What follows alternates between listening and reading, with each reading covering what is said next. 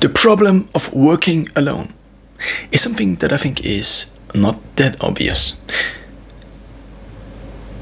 On the one side, we have external algorithms that actually make us over time improve. On the other side, we have built-in intrinsical algorithms that ideally also make us better over time. Of course, one of the external ones, for example, is evolution. And now we are basically on that path of evolution. We are within the system that evolution provided us with, which is our mind. So now the question arises, what can you do, and what can you do with these two systems? And what are these systems for? And how does it influence? How does the participation, or maybe also how good you can work with these two systems, influence what you can actually do with your life in general? So let's first discuss the first system, the external algorithm. So first of all, I think we kind of have to establish what we are actually looking for. At a given fixed level of output everyone has, let's say it's very easy. Let's say it is either an hour of work, and this can be any work. So this can be working in a grocery store, this can also be working as an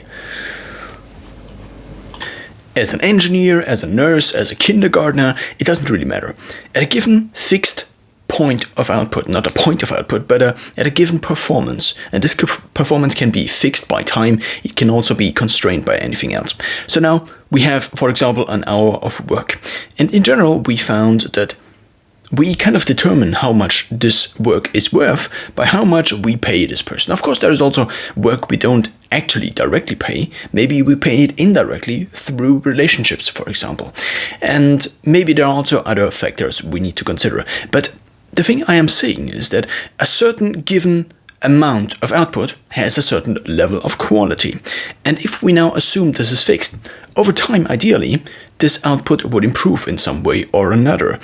If we fix the quantity, then, or if we constrain the quantity, and this quantity could be an hour of work, then what actually should happen if an algorithm is applied that should improve the situation is that the performance over time, so therefore the quality, if you equate quality and performance, should improve.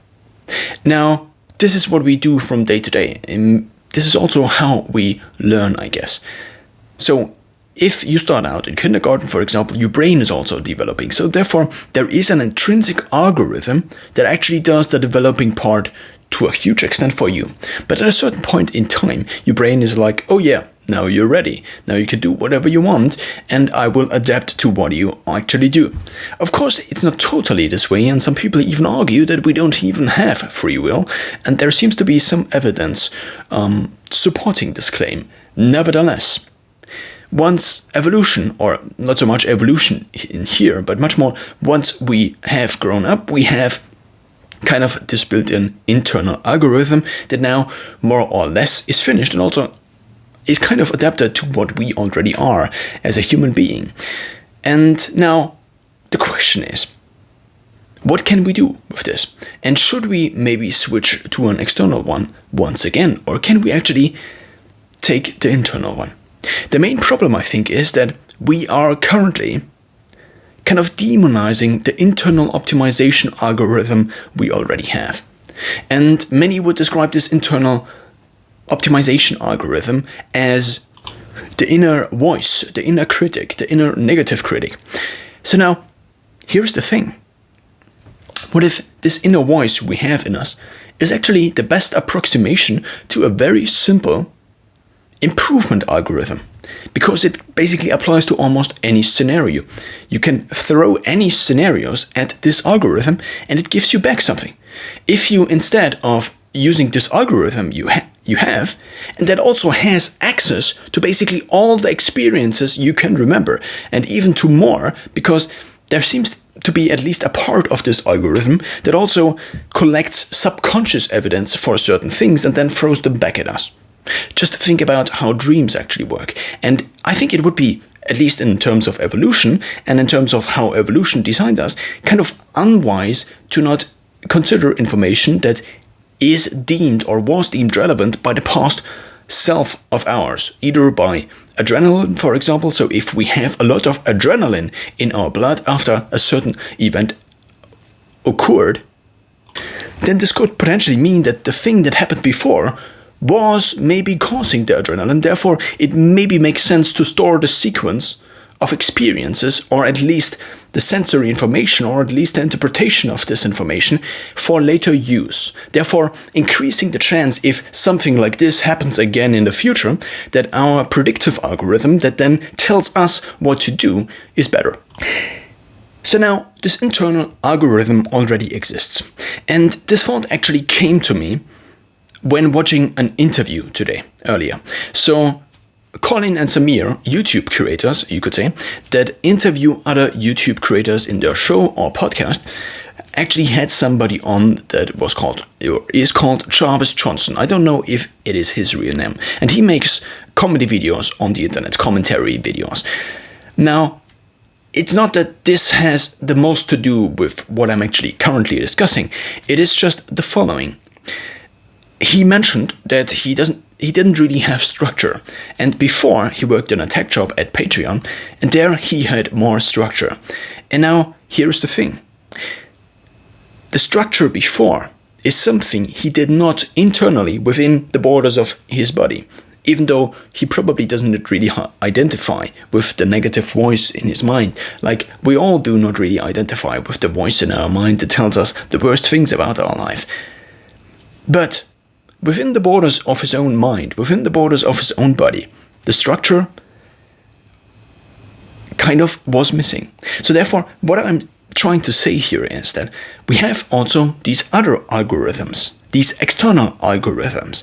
And there are many different variables that actually make up this external algorithm. I just condensed down into this one external algorithm. Basically, all the things outside of our skin that make us improve over time, that maybe force us to improve over time, that maybe force us to adapt over time. This could be your boss that tells you you are very bad, that you have not made enough sales calls, that you did not make enough revenue for the company, that you just did a general bad job. This could also be, if you are a doctor, people dying from you making mistakes in the operation room. So therefore, there is a multitude of things, I think, that tell us that things are bad. Not that things are bad, but that we did bad, and we could potentially do better. Let's take a look at something else. Let's take a look at Elon Musk starting rockets into space. If the rocket doesn't make it into space, that's an external thing that then tells us, or him, or SpaceX, or employees at SpaceX, that they probably need to figure out something better the next time. So now, I think we as a society, kind of, not intrinsically, but over the generations, kind of know this. And this is the reason I think schools exist.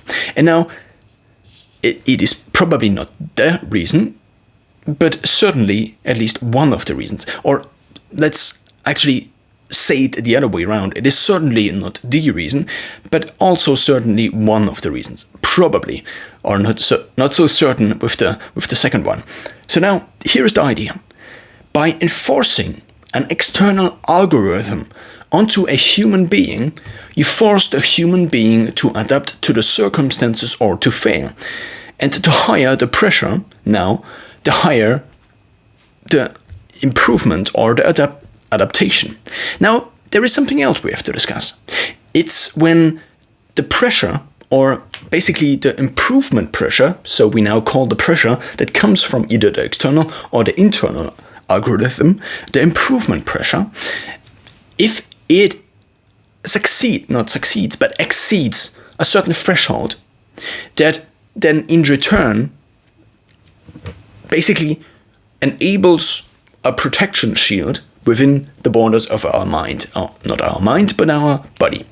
And therefore significantly decreases the ability to, in the near to midterm, improve and adapt to the external or internal pressures, adaptation pressures, then this is bad. This is the scenario we want to exactly avoid.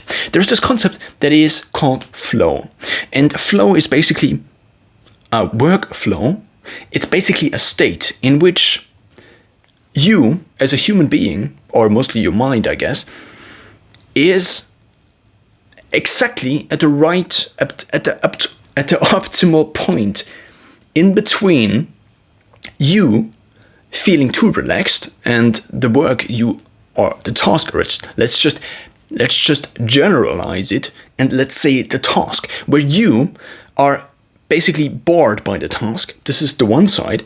And then the more you go into more pressure scenarios where you actually have to perform better and better, up to the point where you break because it's too much, and where you then feel, let's say, discouraged or overwhelmed by the task. This is the point we want to avoid. And in between those two, there is an optimal point we want to achieve. So now, the state of flow in many different books described now as the optimal point between those two.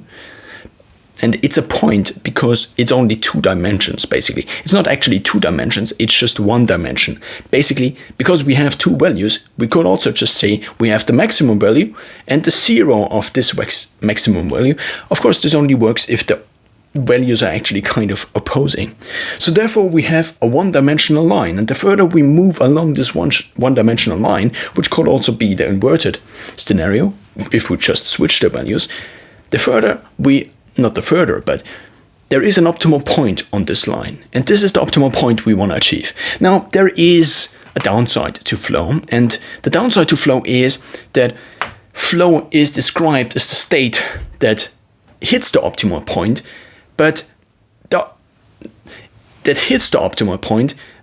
point itself doesn't maximize for long-term efficiency, but actually maximizes for short-term, meaning very short term, meaning in the moment enjoyment of the task.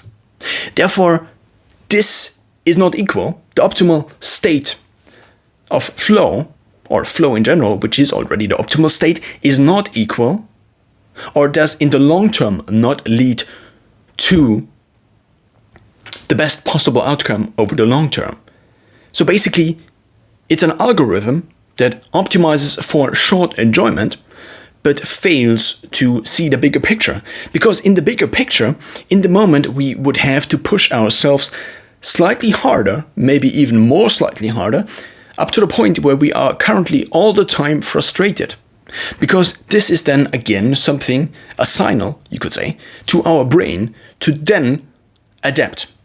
And if the adaptation signal is too low, you could also draw very easy similarities to working out again. We didn't before, but I wanted to. So now let's say you want to hit 5K in 20 minutes. That's actually a very nice goal, I think, even though I am far away from this goal. Now, what you could potentially do is measure this thing and then over time see if you get better. So now you can basically here again realize the optimal point that optimizes for flow, which is the maximum enjoyment while also doing the task.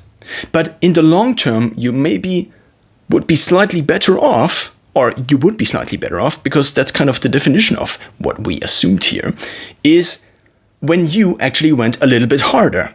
And therefore, over time, you would have more adaptation processes that then, in the concept of interest, are just the concept of compound interest compounded over time, and therefore made you more likely to, at a certain point in time, after which you started, basically a shorter point in time, reach the goal.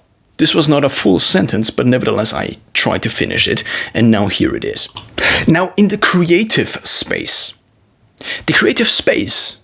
basically people telling you stuff on YouTube, this is the kind of self-employed version of this all. And on the other hand, we have just media companies.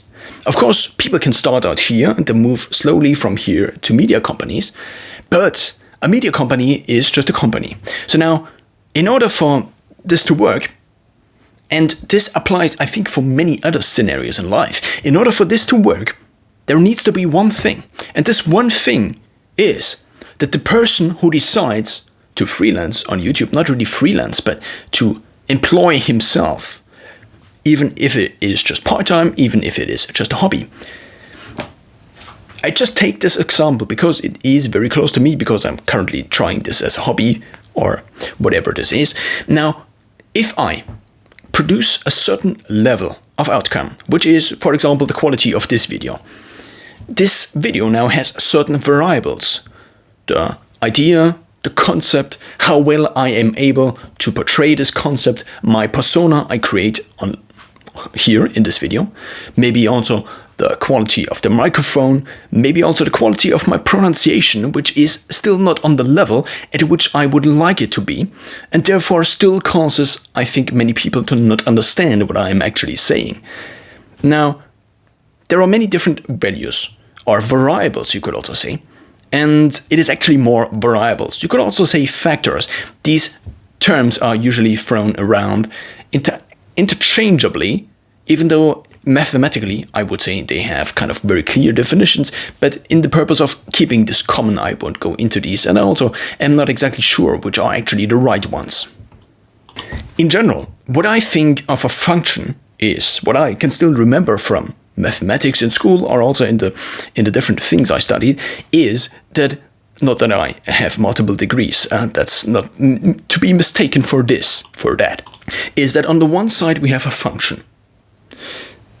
It's not that we have a function on the one side, it's just that the one side is the outcome of the function. And now, of course, the whole thing is the function actually. But now let's just assume we have a very simplified function, a linear function in 2 dimensions. Then on the one side we have y. On the other side we have one variable, x, and one cofactor. Now, depending on which country you went to school and stuff like this, the cofactor again has different names. This could be A, this could be B, it doesn't really matter. It's just something. It's just a number, usually from 0 to 1. Now, this doesn't have to be from 0 to 1, but we just assume it is, because then it is kind of standardized. So now, this is a one-dimensional. It is actually already a 2-dimensional function, because we have a 1-dimensional input and a 2-dimensional output. It's not that the 2-dimension, the second dimension is the output. We don't have a second dimensional output, or a second dimensional. In total, we have 2 dimensions. It is a graph. So now, if we introduce more variables to these functions, to this overall function, and let's just say the outcome is a given quality of video. Now, in a given quality of video, and you can obviously apply this to any service or product, basically anything you would give to people in exchange, maybe for money, or maybe you could also maybe generalize it more. Maybe it is just value that is created.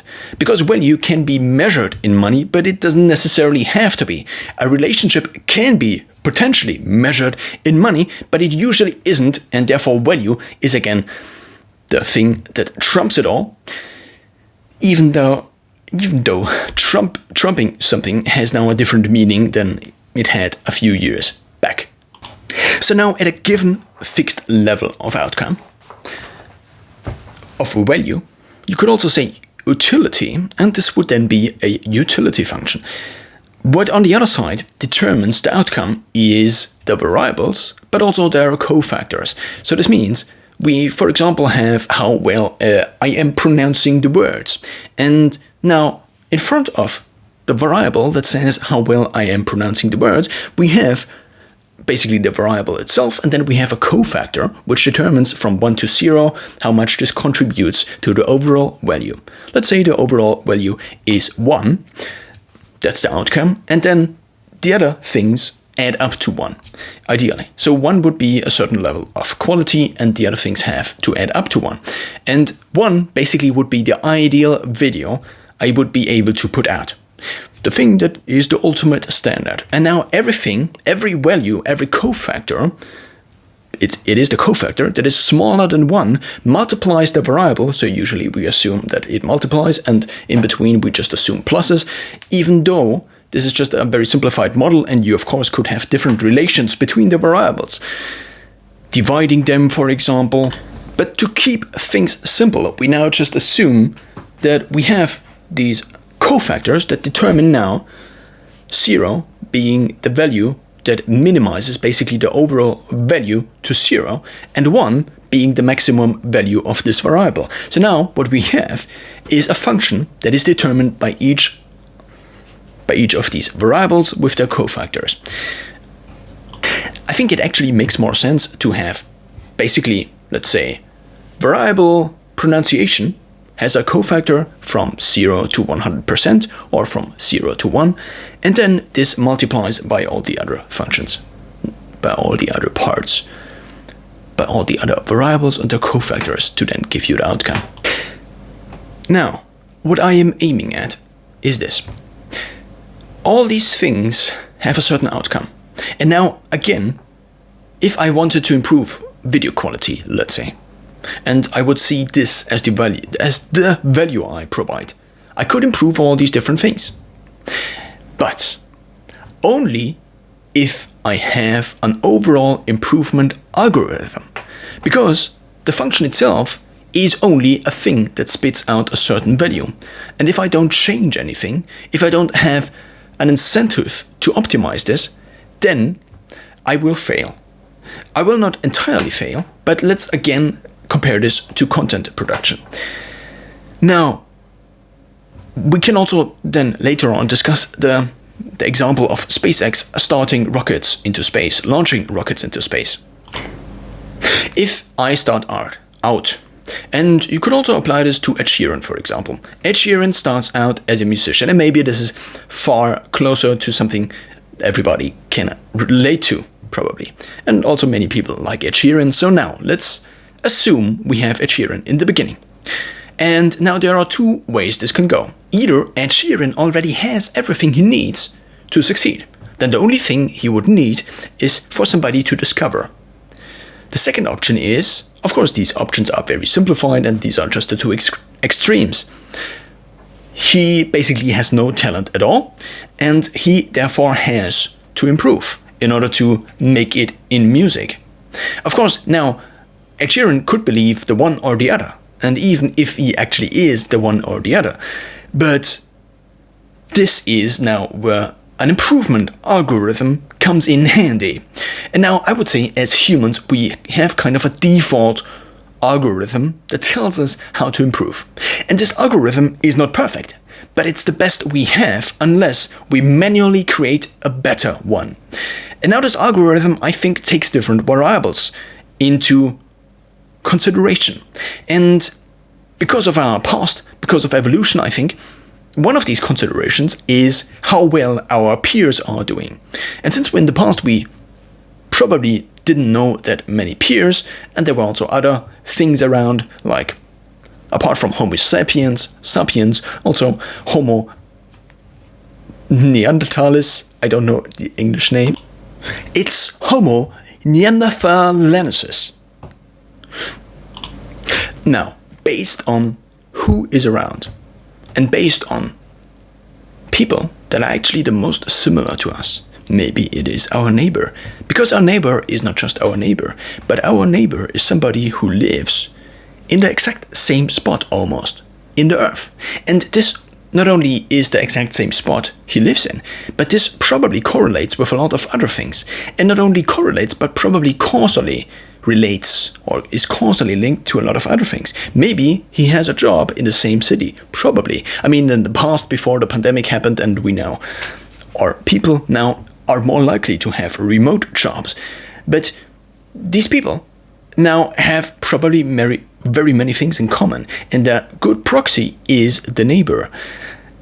In the past, but also currently, if there is somebody that lives in the same city as you, then maybe he has a job in the same city as you, maybe he goes to the same grocery store as you, maybe he also has the same friends as you, because maybe there is an overlap between friends and neighbors, and so on, and so on, and so on. So therefore, a neighbor is probably a good proxy, and in the past, maybe an even better proxy, not in the past specifically, but in general, I would say a friend is also a good proxy. And now it depends again on what your personality probably is like. Not probably, but imagine you seek, for example, you are very insecure all the time. And now, in order to get more secure, or in order to get constant confirmation, you maybe are more likely to seek out friends that actually confirm what you are doing. Now, who is more likely to confirm that you are doing the right thing all the time? People who maybe look up to you, compared to people who might not look up to you, because they might be more likely to justify you. Not justify, but judge you. And maybe expect more of you. So therefore, on the security spectrum, we already have kind of a difference. So now, basically, that's going back to the argument about what. So there is this saying that you are the average of the 5 people you hang around or you spend the most time with. And this is kind of going back to this a little bit, I guess. Now, what I'm saying is that this negative voice in us is this algorithm, that is the preset algorithm that is kind of based on evolution, probably, but also partially based on your experience. But of course now, maybe the better we get at, with system 2 being the part of our mind with which we actually think, at making systems that are better than the built-in algorithms, the factory setting algorithms for improvement we already have, that we know as the voice in our head, the better we get at making something that is better, the less we have to rely on them. The problem is just that there is, I think currently, not really a good replacement. You only have fragmentation of algorithms. And now, here's the problem. If you now don't trust your voice, because it tells you bad things all the time, there are now 2 things you can do. You can either do the things this voice tells you to do, and now there is a complicated relationship between those two, because if somebody tells you negative things all the time, then maybe that's not the ideal thing you actually need. So ideally, this algorithm would be smarter, would also kind of have more data, and maybe sometimes be a voice of reason, maybe sometimes be a voice of encouragement, maybe sometimes be the bad boss that just rages on your last presentation, like it not currently, but it does probably for many of us all the time, telling us to work harder, telling us that we did not do well enough.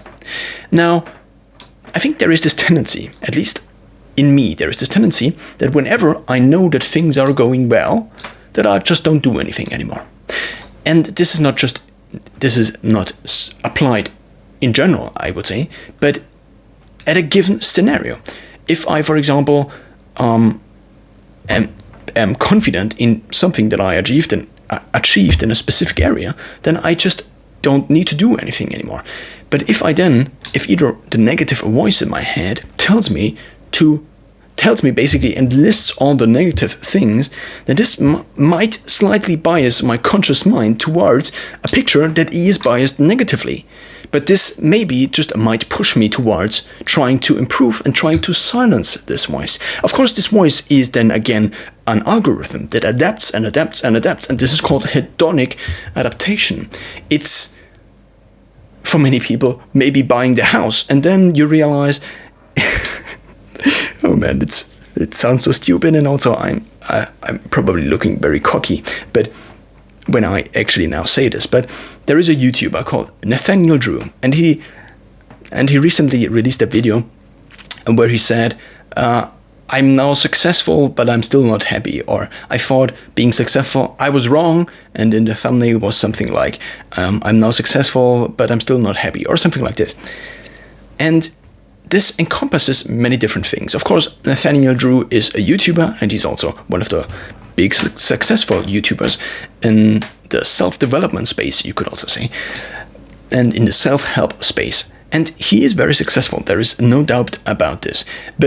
And of course, he wants to appeal to a general audience and keep the topics of this specific video he put out in general, and also find the most common denominator, therefore keeping the language easy and things like these. But of course, the premise of this video is something you probably didn't have to discuss for 20 minutes. I mean, of course, if I would make a similar video and I would then have to find a title and a thumbnail, maybe if I actually would do these things, sometimes I do, sometimes I don't, which also results in the corresponding results. But that's not the point of this video. The point of this, not this video, but what I'm trying to say with this is, of course, he's not more happy because he's now successful. Because it's not that I have deep insights into evolutionary psychology, but from what I currently understand about the human mind, and it's not much, and just from basically me summing up all the things I consumed online about this topic, not me reading papers and so on, and then combining the insights with sources, it seems that hedonic adaptation is something that is not pretty obvious, but that seems to be there. So therefore, once you achieved something, and also just basing on my own experience, it didn't. So I think, this is just an example. I think, okay at school. And being okay at school was just a given. And therefore, I did not think about this much. I mean, I was just okay in school. And so therefore, I didn't think about this. It is only. And therefore I thought all the time about other things. And I thought, if this other thing was just solved, then things would be so much better. And if this thing was just solved, then things would be nicer. And of course, this is basically your mind tricking you into doing more things that are actually in the long term useful for you. Like developing skills in a certain area. The same is true, for example, for me learning to play instruments and music maybe. On the one side, I could play guitar somewhat well. And people often told me that I was kind of good. But so there's also this mismatch, if there is a mismatch. So people sometimes told me that I was kind of okay or I was kind of good, I don't know. And back in my mind, I knew that I was pretty crappy. Because it is not that hard to listen to very good performing songs and then to draw the comparison to you. The same is true for singing, for example, where it is even more obvious, I would say. Because you can just point towards, because it is just easier to judge how well someone can sing. So now I had this mismatch on the one side, people telling me, so external factors, and now we kind of come back again to this external improvement algorithm or optimization algorithm and this internal one. In this case, my internal one was still saying that I was pretty crappy and I still needed to improve and improve and improve and improve and improve for the next years, maybe for all of my life, probably for all of my life if I wanted to improve. Now, and on the other side, some people said that I was okay and even said something like, oh yeah, I would love to have the skills you have on the guitar, which now sounds very, very stupid because I know how bad my skills on the guitar still are. But even though I am now like 15 years older compared to the scenario I am thinking about. Now, what I'm trying to say with this is that if there is a mismatch between those two, then usually I would say you have to rely on the source that has more information. And the source that has more information, and therefore maybe is the better algorithm, is maybe the internal voice. Of course, this internal voice can also drive you insane. And of course, many people have mental illnesses. Maybe there is just something wrong with the chemistry in your mind. It's not something that there is something wrong with you as you exist and as you think. It's not your system too that is rigged. Today I try to kind of find a new approach. And of course, this approach is also not something really new, but it's basically applying how we think about machines, about the human body. So basically, you are a machine. Your system one, the autonomous part of your mind, is also part of this machine, and you are basically kind of a simulated thing that runs on this machine. And now you are basically the software. You are basically software that is programmed by evolution to give all of you, a better chance of survival in the long term. And now, of course, you can also think and you can also pretend to act and make decisions, which maybe are, in the end, just controlled by something else you cannot control with your system 2, with your conscious mind. But that's not the point. The point is that I again searched for a very easy perspective on things. And this very easy perspective is that I am just software. And you are probably too. And now, at a given fixed hardware, the only thing that actually can improve is the software. Just think of your computer. Your computer is fixed. You can only improve the computer by updating the software. Of course, you could also buy a new computer, but at least at the current state of science, you cannot buy a new body. Therefore, you are basically stuck with this body.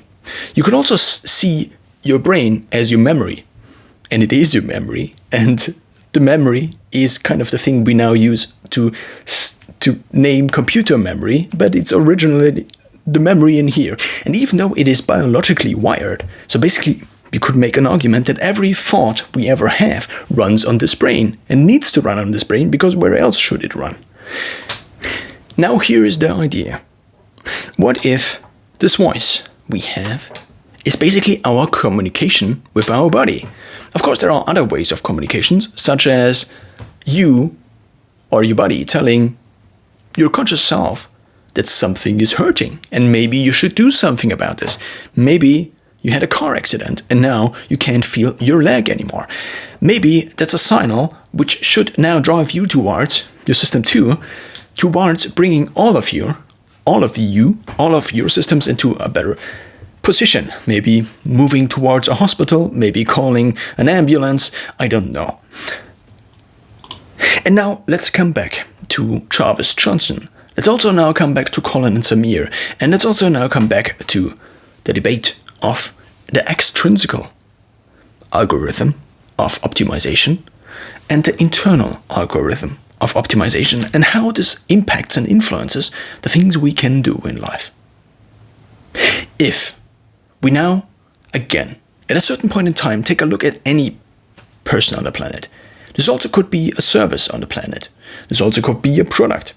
If we actually want to improve something, we have to have a cycle. A cycle of first taking a look at the data. The data can be about the product, for example. The data can be about the human. In terms of health, for example, you can take different health measurements, such as measuring your HRV, your blood pressure, your heart rate, and how long it takes you to run 5 kilometers. And if it's not 20, then you could ask yourself, that's the next thing I would want to say. So first, you take a look at the current data. Then you make a plan on maybe how to interpret the data, or you could also call the stage the interpretation. Now, since this process I'm currently describing is something people thought about for hundreds of years, there is something called the management cycle. And there are different people who coined these management cycles, and one of these is, for example, plan, act, monitor, review. So we leave out the planning because we first need, so it kind of starts with the review, I guess. So, or with the monitor, it depends, because you can start at any point of the cycle, because it's a cycle. So let's start with the monitor. You assess your health, for example. Or you assess how good a given video I put out, for example, is, and how engaging it is, and how many people watch it, and how much content it actually has, how much accuracy there is actually in the video, and how many people do not understand my pronunciation. Then we review all the things. That's basically the interpretation I described earlier. We have to now draw conclusions. And as a result of these conclusions, we then plan things. We plan to make things better, maybe to do some pronunciation sessions, or to maybe do some more 5K runs, maybe also 10K runs, to improve the endurance in the long term, and maybe in terms of SpaceX, maybe just build another rocket. And then we actually have to act on this. And if you then act on this, then you again have data, which you then can monitor, review, plan, act, monitor, review, plan, act, monitor, again and again and again. And now this cycle is an optimization algorithm. And now the optimization of a given problem is the thing that you could say drives the world. You could also say a lot of other things drive the world. Money drives the world. I think of these things as perspectives.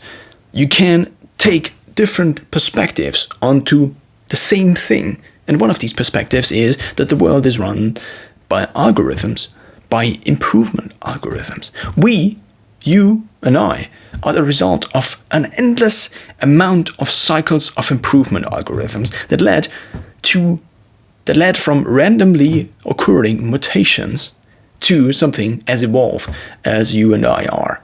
Even though there might be an argument that I am not maybe as evolved as you are. But now here's the thing. Depending on how good now you are, you as a total unit, not you and your voices, but you combined with your voices. Depending now on how good you are, maybe with dealing with the inner voice you have in your head, with dealing with the negative voice in your head, this determines how well you can improve over time. Because if you don't have an improvement algorithm, or if you have already an improvement algorithm, but you just try to avoid it, like avoiding maybe someone you know really well who would expect higher standards of you and who would not concur with what you are currently doing or producing or making. Now, the same can happen for this inner voice. If we ignore it, and now again the assumption is that the inner voice is an actual good algorithm that is actually making us better over time. Now, depending on how good your relationship with this inner voice is, if you, for example, for 1 year, you did everything this inner voice asked of you, how would your life look like? And again, I think I haven't fully covered this, but the inner voice in your head is basically the only system that has as much data about you as you potentially do. Maybe potentially even more, because it factors in data you don't have conscious access to. It's basically behind a security lock, because you are just way too dumb to understand. You just have way too little brain power to understand the rest of you. You don't even have a clue what is going on in your hand, even though you can move it. You basically can control things like a child in a park where there are these little excavators. So basically the thing that are digging things. And of course you can sit a child into this and control the machine. And it even can do things. Or even better, let's just assume we as humans do experiments on monkeys. And we throw them into a cage, or maybe it's mice, for cosmetic purposes or for whatever purposes. We throw them into a cage and then do experiments on them. It doesn't matter how ethical you think this is now. What matters is that we throw them into there. We control the environment. We give them food, we don't give them food, we give them certain drugs, and then we observe the outcome. The thing is that at any point in time we can do things differently, and the mouse thinks maybe it is conscious, the mouse thinks maybe it is free, but instead it is actually influenced by these external things, and we control these external things. Now, regarding us, we also think we are conscious, and we want to like that we have free will, but that is kind of going a little bit beyond what I'm trying to say. What I'm trying to say is that the better we can internally, without an external system that is maybe school, that constantly makes us adhere, makes us adapt to certain external standards, because otherwise we wouldn't adapt to these standards and therefore we wouldn't grow and we wouldn't have a compound effect. The better we are able to cope with the negative voice in our head, that might just be the best algorithm we have. Even though as more and more data is accumulated, and even data we don't have access to, like HRV, like heart rate, like Google measuring basically every heartbeat whenever we watch a YouTube video, which probably is already happening. It's just that nobody wants people to know about this. And I mean, it's also obvious. Why would Google go into Google Fit if not for maybe trying to optimize the main thing their business is about, which is ads. The final conclusion, I think, is this. If you are more likely to kind of have a good relationship with this negative voice and to be more likely to do actually the thing this negative voice in your head says, and it doesn't have to be the negative voice all the time. This voice can also sometimes say, oh yeah, this was good. It's actually a friend, but it is a friend that has a very high standard of us. And if we don't fulfill this standard, then we just feel bad. Because we still encounter this friend, and this friend follows us around and around and around and around. And of course, there are other voices in our head. Sometimes voices that just repeat things on end, like things you hear on the radio. And then it's like, on the radio. Basically, I just assume now the voice is kind of not conscious, but the voice is reasonable in what they are saying, even though the message this voice wants to tell us might just be very simplified, like, instead of, oh, maybe you should try to do something to optimize your health, which then as a result could also optimize your appearance, the voice just says, you're fat. Now, maybe the voice doesn't even have to tell us this, but it is just there. If we take a look into the mirror and the voice just says, or makes us feel bad, which is maybe called emotions or a negative emotion, then this also might result in action. Not inaction, but inaction. So what I'm trying to say is that maybe people who need the external structure, because they are maybe less likely to be able to very well handle the inner voice, or maybe have a genetic predisposition to a voice that is slightly more negative or maybe too negative and therefore causes mental health problems all the time. Maybe, or pushes us above the border at which below we would find things not overwhelming, but at which above we find things overwhelming. So basically, if the standard that is required from us, from this inner voice, is maybe slightly too high, then this might constantly cause problems that either then lead to adaptation, and this again leads back to evolution. If the thing does not adapt, it just dies. And it just dies, and the genes die with this thing.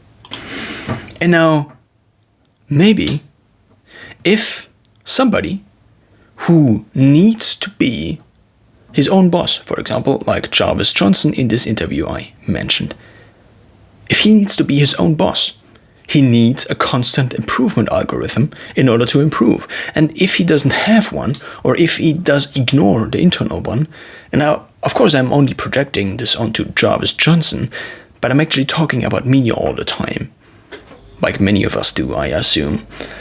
But what I'm trying to say is that the structure Patreon, the company before, provided Jarvis Johnson with was a constant improvement algorithm, an external one that is not really controlled by us. And of course, this external improvement algorithm only feeds the internal one, because we don't actually...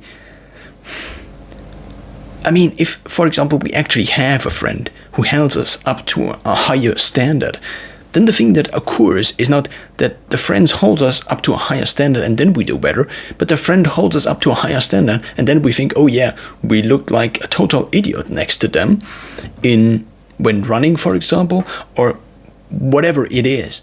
Then this again leads us to improving.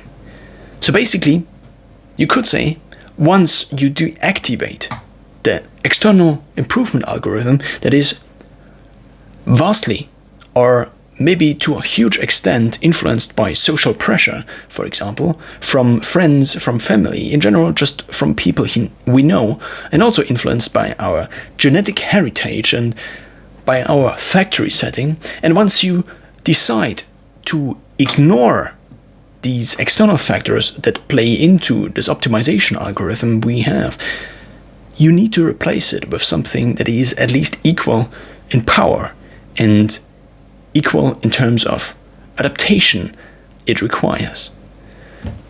And if you don't, then, well, things might not turn out as well for you as you would expect. And I would have really loved to have now already a sentence that would be a very good sentence to end this video, and I still haven't found one. So therefore maybe just another add-on. Or maybe much rather a very simplified conclusion. If nothing else is hard on us, we have to replace it with us being equally as hard on us.